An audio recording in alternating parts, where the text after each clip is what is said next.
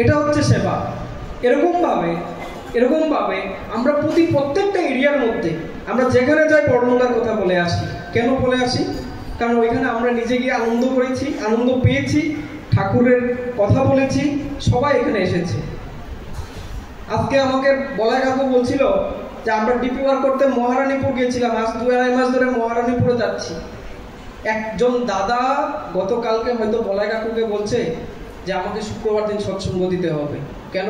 কারে তোমাদের মন্দির থেকে গুরু ভাইরা এসেছিল, আমি স্বপ্নে দেখেছি ঠাকুরের সাথে আমি কথা বলেছি। বিশ্বাস না হলে অচিন্তদাকে জিজ্ঞাসা করে, আরে বলাই কাকু জিজ্ঞাসা করে নেবেন। আমি আগামী শুক্রবার দিন সৎসঙ্গ দিতে চাই। তাহলে ভাবেন, আমরা যে দীক্ষাপত্র সমীক্ষার কাজ করতে যাই, আমরা যে বলি ঠাকুর আমাদেরকে পাঠিয়েছে, তার চাক্ষুষ প্রমাণটা দিয়ে দিচ্ছে। লোকে স্বপ্ন দেখছে। যে লোকটা হয়তো আগে মন্দিরে আসতো না, যে লোকটা হয়তো ইষ্টভীতি করতো না, সে পরম দয়ালের অনুভূতির কথা বলছে আমি বাড়িতে সৎসঙ্গ দিতে চাই। জীবনে দুটা সঙ্গই হতে পারে, সৎসঙ্গ হতে পারে, নাহলে অসৎসঙ্গ হতে পারে। দিন আছে, রাত আছে, সাদা আছে, কালো আছে, সৎ আছে, অসৎ আছে। সৎ মানে আমার জীবন মুক্তির পথে নিয়ে যাবে। সৎ মানে যিনি সচ্চিদানন্দ বিগ্রহ।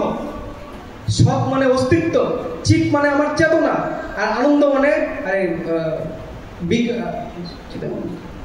সে আকুতি, আমার আনন্দ মানে বাঁচা বাড়ার আকুতি। এই পথে আমাকে নিয়ে যাচ্ছে। ওই আদর্শে ধরলে তা হবে। আমাদের এখানে একটা লেম্বুছড়া বলে জায়গা আছে, আপনারা জানবেন অনেকে।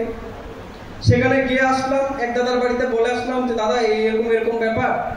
বলছে আমি ইষ্টবিধি করবো আর করে না।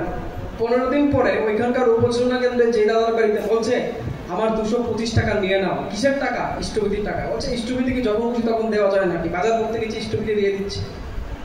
ইষ্টবিধি নির্দিষ্ট দিনে নির্দিষ্ট সময়ে দিয়ে আসতে হয়। বলছে না তুমি নিয়ে নাও। বলছে আমি নেবো না। বাড়ি চলে গেল। ওই দাদার কোনো এক ভাই বা আত্মীয়, সে আবার ঠাকুরকে নিয়ে খুব আনন্দে আছে। বলছে আরে ওই লোকটা স্বপ্নে দেখেছে, ঠাকুর বলে দিয়েছে 225 টাকা না 27 টাকা বাকি, ওটাকে দিয়ে আয়। এটা তার দয়া। যে দীক্ষাপত্র সমীক্ষার কাজে যাচ্ছে, সে প্রতিনিয়ত তার দয়া পাচ্ছে। আপনারা হয়তো অনেকে জানেন না, কিছুদিন আগে আচার্যদের যখন চলে যায়, পূজনীয় অবিন দাদা 4 জনের দেওঘর থেকে আসা 4 জন গুরুভাইকে নিয়ে একটা টিম রেখে যায়, যারা ত্রিপুরা বিভিন্ন মন্দিরে পরিক্রমা করেছে।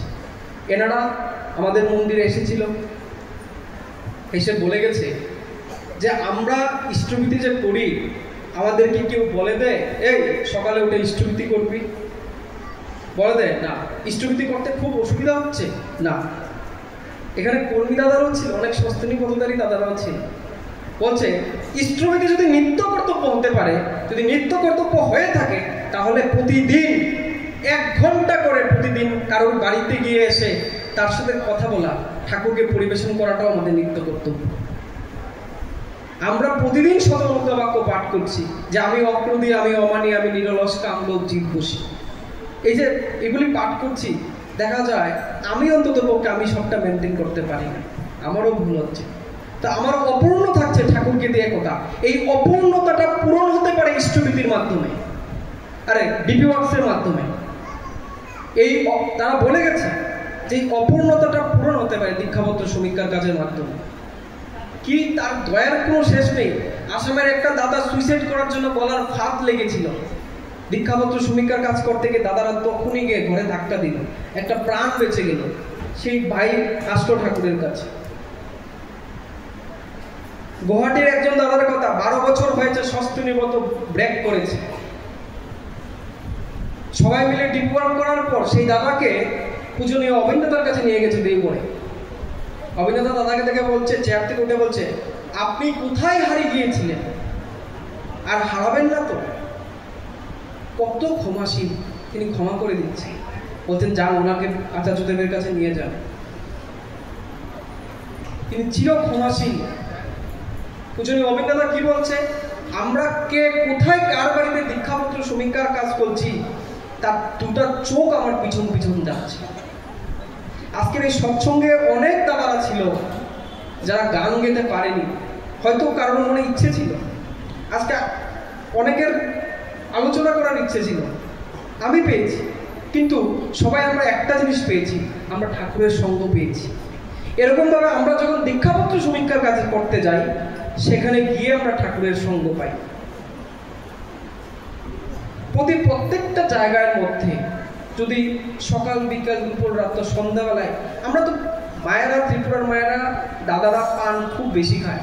আমি ছত্তিশগড়ে দাদের ডাক্তারে পড়েছি, এখানে অন্য জিনিস খেত, এখানে পান খুব বেশি খায়, চাও খেতে পছন্দ করে, সুগার থাকলে সুগার ফ্রি চা খায়। তো পান, চা, বিস্কিট এগুলো আরেকজনের বাড়ি থেকে খেতে পারি, শুধু জয়গুরু বলতে পারি, ঠাকুরের কয়েকটা কথা বলে, যে না পারে ওই যদি খবরটা নিয়ে আসতে পারি যে কোনো সময়, এটাই ডিপি ওয়ার্ক। প্রত্যেকটা মানুষ তার মতো করে, একটা ছোট 10 বছরের বাচ্চা তার মতো করে দীক্ষাপত্র সমীক্ষার কাজ করবে, এখানেই সার্থকতা। এই যে আমি যাচ্ছি, এই যে আমি দীক্ষাপত্র সমীক্ষার কাজ আছে, কাকে নিয়ে যাচ্ছি? ঠাকুরকে নিয়ে যাচ্ছি। আমি কার দুটা চোখ আমার পিছন পিছন যাচ্ছে? পূজনীয় অবিন দাদার দুটা চোখ পিছন পিছন যাচ্ছে। প্রত্যেকটা এরিয়ায় আমরা এখন জেম কলোনি বলে একটা জায়গায় যাচ্ছি, একদম মেইন রোড থেকে 1.5 থেকে 2 কিলোমিটার দূরে।